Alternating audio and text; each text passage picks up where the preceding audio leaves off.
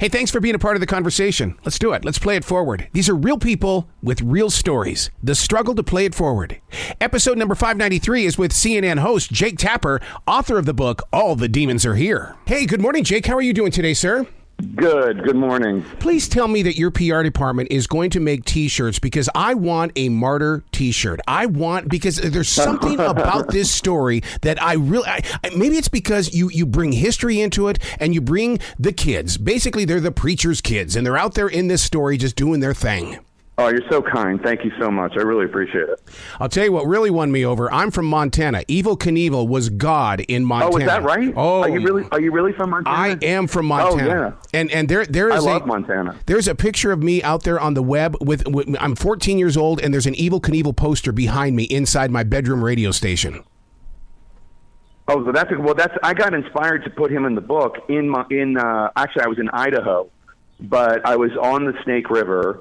And a friend of mine is really into Evel Knievel, and he knew I was going to set my next book in the 70s. And he said, you really got to learn about Evel Knievel. And I said, I don't really get the appeal, honestly. I don't.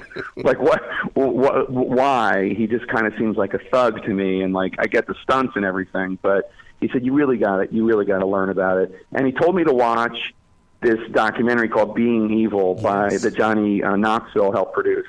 And I watched it and I was like, oh, this is really an interest. Like he's like an American archetype. Like this, he's like a salesman. He's a showman. He's P.T. Barnum. You know, he's Donald Trump.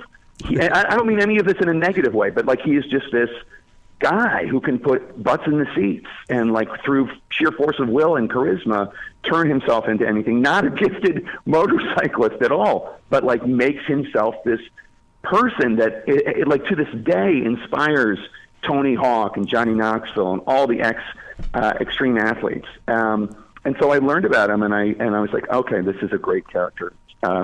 Jimmy was right. I love the way that you've developed a formula here that really does it brings history into the moment and you build a story around that history. I love doing that, and I wish more people would do that because we're all holding in so much content, but we don't know what to do with it. You're creating books.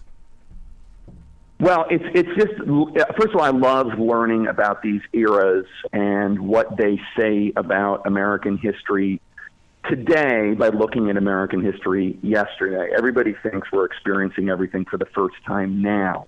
And you realize we've been through versions of all of this before. Like somebody said once, history doesn't repeat itself, but it rhymes. And whether it's the McCarthy era, which I wrote about in the first book, The Hellfire Club, or the Rat Pack, which I wrote about in the second book, The Devil May Dance, or the 70s, there's you can just hear the rhyming. There was this thing in the 70s that I remember vaguely, but it was this fake cure for cancer called Laetrile. Yes. And it was this theory that this basically cyanide from apricot pits could cure cancer, and it couldn't. And the CDC and the NIH were saying, no, this doesn't work. But the public, and remember, cancer treatments at the time were not as successful as they are today, even though obviously they're still not as successful as we need them to be. But the public was very frustrated, and they didn't understand, and they didn't, why can't we just try it? Why can't we just try it? And this was a big thing.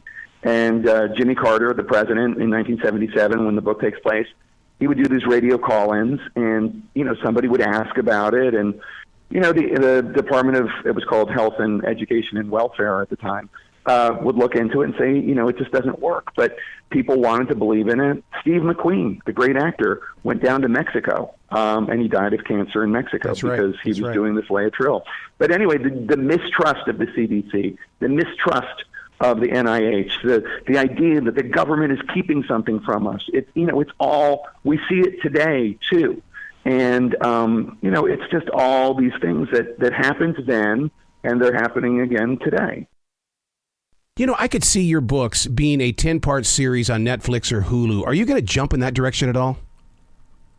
Yeah, so, right before the writer's strike, I was talking with a major streamer, and hopefully I'll be able to announce which one soon, but you've heard of it, I promise, and talking to a major executive producer, and talking to Christian Slater, the actor, about playing Charlie for The Devil May Dance. That's the one that takes place in 1962, with the Rat Pack. Yes. And talking to them about making that one, which they thought was the most commercial. I hadn't written All the Demons Are Here yet, but they thought that was the most commercial of the Hellfire Club and of the two.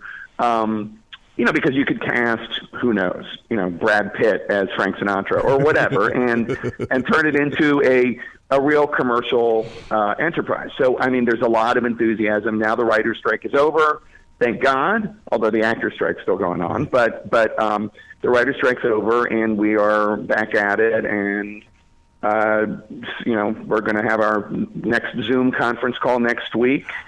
With whether Christian's allowed to join the call or not, his wife will be on the call, and we're getting it going. But yeah, no, there is interest in it, and I'm really excited to get it going. And I think I do write these because I'm such a child of movies and TV. I do write these like thinking about them. How would this look, the movie version? Not just because I want there to be a movie version, but just because that's, how I was raised to think of drama, right? I mean, because I wasn't raised in the theater. I was raised in the movie theater. That's right. Wow. Dude, you got to come back to this show anytime in the future. The door is always going to be open for you. Oh, cool. Well, just anytime you want me, just reach out to my PR people. I'd love to come on. I love it. Be brilliant today, okay, sir? Thank you. I appreciate it.